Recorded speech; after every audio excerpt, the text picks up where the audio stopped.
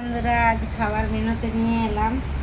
আজ বানিয়েছি সাম্বার ডাল হয়েছে, এটাতে গাজর, ঘিয়া আর একটু কুমড়ো দিয়ে ফোড়নে দিয়েছি কারি পাতা আর সর্ষে, লঙ্কা হলুদ দিয়ে এটা কারিয়ে বানানো হয়েছে সাম্বার ডাল।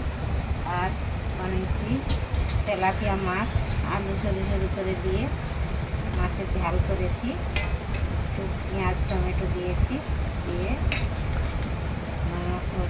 হলদি সব দিয়েছি, দিয়ে একটু ঝাল হয়েছে। আর বানিয়েছি কলমি শাকের ভাজা, এটা দিয়েছি, এটাতে কিছুই দিন খালি নুন হলদি একটু দিয়ে দিয়েছি কাঁচা লঙ্কা। আর এটা বানিয়েছি মাশরুম, পেঁয়াজ টমেটো দিয়ে কাঁচা লঙ্কা দিয়ে মাশরুম বানিয়েছি।